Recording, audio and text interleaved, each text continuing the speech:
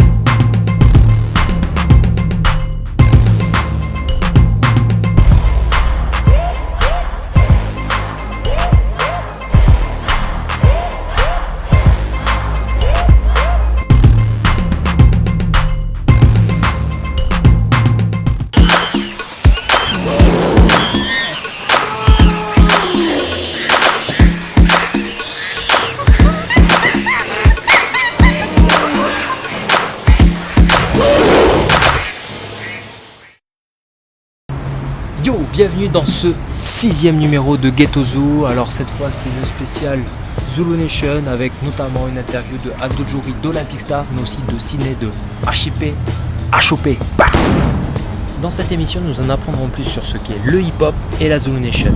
Nous en saurons plus sur les origines, les activistes et les messages véhiculés. N'oubliez pas que vous pouvez retrouver les interviews en long format en cliquant sur les liens que vous pouvez retrouver dans la vidéo en dessous.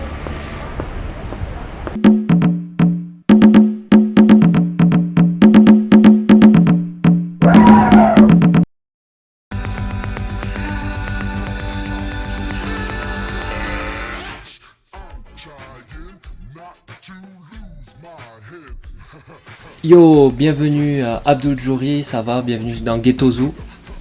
Salut. Yes, I. Alors, Abdul Jouri, petite présentation. Donc, tu es Zulu King, donc membre de la Zulu Nation. Tu es un des membres fondateurs du CACDU et fondateur aussi du groupe Olympic Stars qui a égrené les scènes toulousaines et d'ailleurs au niveau danse. Pourquoi la danse, spécialement comme tout a commencé par la danse. Voilà, c'est quand même la pierre angulaire de... Ouais. Parce qu'il faut savoir qu'à l'origine, la culture hip-hop a été montée par une dame. Enfin, qui a eu l'idée. La première idée de faire quelque chose, une initiative pour des gens qui étaient en difficulté. Tout ça, c'est Cindy, c'était la sœur de Kool Herc, du grand DJ Kool Herc. Et à Cedar Park, dans le Bronx, il y avait un parc un peu à l'image du lac de la Reinerie, tu vois, du côté du Mirail.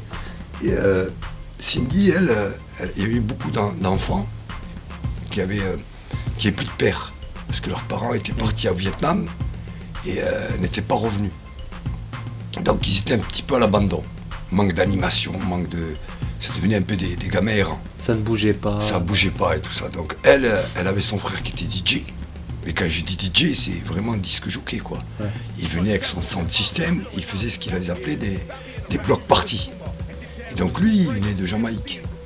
Et elle a incité à poser ça, à créer des animations à Cedar Park pour ces jeunes, pour ces gamins. Dans la rue, pour les gens pour les occupés. Qui étaient dans la rue. Sauf que lui, il avait un système de son qu'on entendait à des kilomètres à la ronde. Et lui, si tu veux, il a commencé à initier ses pratiques en faisant des block parties et par la suite il a fait accéder Flash, un électricien du Bronx qui lui a, si tu veux, parce que lui il avait un système, c'est pour ça qu'on l'appelait disque jockey, DJ, c'est le premier DJ au monde. Il avait un système, lui, il cassait le disque pour passer à un autre disque. Il avait 2 platines. Il cassait le disque pour passer nos disques, donc il coupait le son. Ce système de couper le son avait une appellation qui était breaks, cassé. Et tous les gens qui allaient là-bas, les garçons on les appelait les break boys, et toutes les filles qui allaient là-bas on les appelait les break girls. Donc tout le diminutif de b-boy, b-girl. D'accord? C'est comme ça qu'est venu un petit peu le hip-hop. Ensuite, Flash, lui, comme il était électricien, il a trouvé un micro. il a réfléchi sur la notion de on-off. Et il s'est dit, si on-off, avec les platines, on pouvait faire left-right, tu vois ce que je veux dire? Ouais. Donc on pourrait peut-être éviter ce système de casser le disque. Il a inventé la première table de mix. Donc il a révolutionné le hip-hop. Ça fait que les gens ils venaient de plus en plus, puisqu'ils... Déjà la pratique DJ. Voilà, et c'était plus cassé. Et le rap est venu de là. Parce qu'ils ont commencé à organiser les choses. Il y avait tellement de monde, et il y avait quelquefois des gens qui gênaient leur bagnole et tout ça. Et les premiers rappeurs, ce qu'on appelait les MC, venaient animer ce genre de cérémonie. Gérer l'événement. Voilà, donc on les appelait les maîtres de cérémonie, les MC. Et eux, ils ont commencé à faire du phrasé en rime, en disant « Ouais, ta voiture là-bas, la voiture bleue, gêne, tata. » Et ça commençait comme ça, là. Sauf que, il y avait ces histoires de gangs. Ces histoires de gangs, de violence, etc., etc. Et donc, il y avait Afrika Bambaataa qui était, lui, chef d'un gang, des plus gros gangs de New York, qui s'appelait le Black Spade, et qui était un ami de Kool Herc. Donc il savait que lui, il était super respecté, donc il n'y arrivait pas, lui, à canaliser toutes ses énergies Kool Herc. Donc il est allé voir Bambaataa, il lui a demandé de l'aider. Ensemble, ils ont monté la nation Zoulou et la culture hip-hop. Parce qu'il était très respecté, donc il a réussi à canaliser tout le monde. C'est comme ça qu'est né le hip-hop. Donc on peut dire à l'occurrence que le hip-hop vient de l'idée d'une femme à l'origine. Voilà. It's like a jungle sometimes. It makes me wonder how I keep from going under. It's like a jungle sometimes. It makes me wonder how I keep from going under.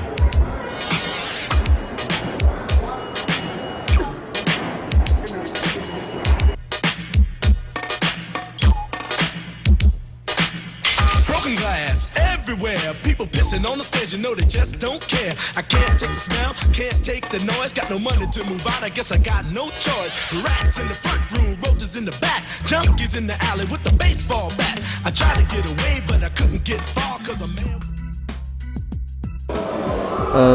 Par rapport à la Zulu Nation, peux-tu nous donner une définition simple pour ceux qui connaissent pas, voilà, notamment les plus jeunes, une définition de ce qu'est la Zulu Nation?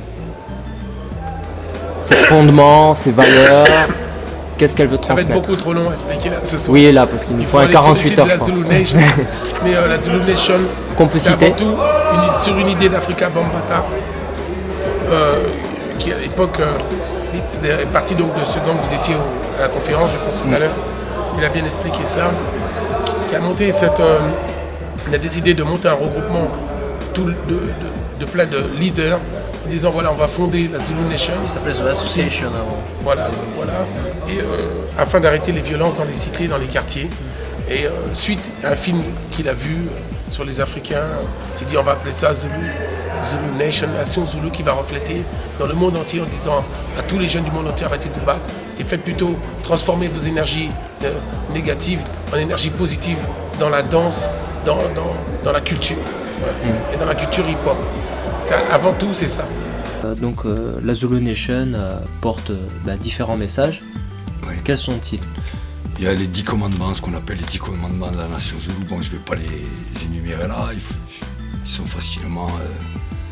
Alors, en gros, c'est pas de violence, esprit pacifique, partage, quelqu'un qui vole est considéré ne pas être Zulu King, etc., etc. Voilà, en gros. C'est-à-dire une bonne conduite, un bon exemple, un bon comportement vis-à-vis d'autrui, vis-à-vis de l'image qu'on veut véhiculer avec le hip-hop. Alors, sachant aussi que le terme de hip-hop, ça c'est très très important. C'est beaucoup de gens. D'où vient-il? Hip. La grande question. Hip, ça veut dire compétition. Ok. Un jargon américain qu'on appelait le G-Vol Talk, comme aussi ici on dit l'argot. Donc les gars, quand ils allaient dans les block parties, de Kool Herc, ils disaient we're gonna do a hip. On va faire une compétition, une compète. Hop, c'est un synonyme de hop, sauter, danser, bouger. C'est le. Ce que je veux dire. Ce qui prouve bien que tout est venu par la danse. Parce que je reviens à la question que tu m'as posée tout à l'heure, Sandy. Oui. Justement, voilà, l'idée d'abord, tout est commencé par la danse. Les MC sont venus après pour animer la danse et ainsi de suite. Vous voyez tu vois ce que je veux dire? Et donc du coup, la danse, on appelait ça la discipline haut dans les étages. C'est-à-dire le breaker était respecté. Parce que c'était difficile, c'était technique, c'est aussi un combat contre soi-même. Le break, c'est un combat contre soi-même. Avant tout, avant les battles, de chercher, d'être le meilleur dans les battles ou je sais pas quoi. Il faut se surpasser soi-même et se comprendre. Au niveau créativité, au niveau corporel. Tout à fait.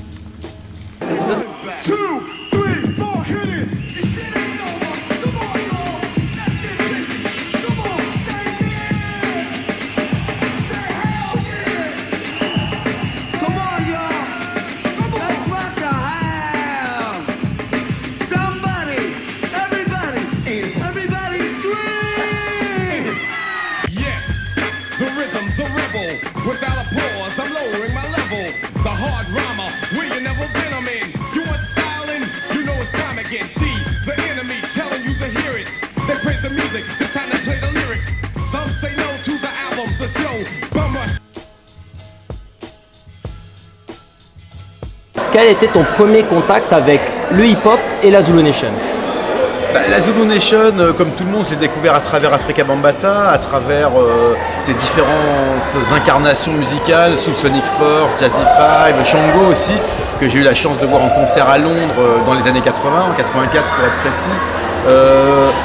C'était un truc qu'on voyait de loin, parce qu'on voyait surtout, moi personnellement, c'était surtout la musique qui était le vecteur de ça. Le côté philosophique de la Zulu Nation, je l'ai vraiment découvert que plus tard. Pour moi, au début, Afrika Bambaataa, c'était surtout un grand novateur, parce que Planet Rock, cette façon de sampler Kraftwerk, qui était un groupe, un grand choc musical électronique, voilà, qui a priori avait rien à voir avec cette musique noire qui venait de New York. Ça, c'était le grand choc, et c'est Bambaataa qui l'a fait avec le producteur Arthur Baker, la Soul Sonic Force et tous les gens qui avaient autour. Quel a été ton premier choc hip-hop? Mon premier choc hip-hop. Ouais. Un moment, un événement qui t'a dit waouh, ça c'est vraiment mon truc, il faut que je me lance dedans, que j'en parle, que ça devient viscéral. Quand j'ai vu les Rocksteady Crew, tu te dis c'est pas possible. Et quand je les ai fait venir, il y avait le Rocksteady Crew, il y avait les New York City Breakers. C'est pas possible, tu te dis comment ils font ça, et tu te dis je vais apprendre à le faire. Moi j'étais danseur. 2 phases 3 mouvements, il fallait que j'y aille. Quels sont pour toi les éléments fondateurs du succès de la culture hip-hop et de la Zulu Nation, qui aura été un vecteur indéniable? La Zulu Nation, elle existe, je pense, surtout dans un premier temps à travers son instigateur, Afrika Bambaataa, qui est celui qui vraiment, avec sa personnalité, avec son goût éclectique aussi musical, parce qu'il faut savoir que dès les débuts, c'est quelqu'un qui, quand il fait DJ, passe les Monkeys, passe Led Zeppelin, aussi bien qu'il va passer de la soul ou du funk. Et son idée de la Zulu Nation, c'est une idée simple, pour moi c'est une utopie, peut-être la plus belle utopie qui soit, la même au fond, à une autre époque et dans un autre contexte que celle des hippies. Peace and Love, c'est pas très loin de Peace, Love, Unity and Having Fun. Donc c'est l'idée que voilà, au lieu de passer son temps à être dans une violence ou une tension. Pourquoi le milieu des médias, les journalistes occultent souvent la Zulu Nation quand on parle de hip-hop? Plus largement, ils occultent beaucoup la culture hip-hop et le rap dans le sens où, même si c'est un petit peu évolué depuis les années 80, c'est vrai que c'est toujours une Côté musique qui a eu rebelle. beaucoup de mal. C'est-à-dire qu'il y a plein de facteurs, c'est pas les mêmes gens qui la conçoivent et qui la font que pour la pop et le rock, et c'est vrai qu'il y a toujours un côté, la peur de ce qu'on ne connaît pas, le côté les jeunes d'origine étrangère, de banlieue, il y a plein de gens pour qui dans les grands médias c'est quelque chose qui du coup est un peu flippant. C'est regrettable, ça a un petit peu changé, mais c'est vrai que c'est quand même un genre musical qui est peut-être moins représenté, en tout cas par rapport à l'importance qu'il a, que d'autres. On peut le déplorer, mais de toute façon l'important c'est de continuer à essayer autant que faire se peut d'en parler, et puis pour ceux qui pratiquent l'art de le faire en espérant que ça change, et ça a un petit peu changé. C'est vrai qu'à une époque on ne parlait du rap que quand il y avait une banlieue qui brûlait ou des bastons. Maintenant qu'il y a une vraie culture depuis 20-30 ans et qu'il y a eu aussi des disques qui sont vendus, on en parle aussi pour d'autres raisons, heureusement. Mais bon, il y a encore toujours une marge de progression, surtout chez les médias.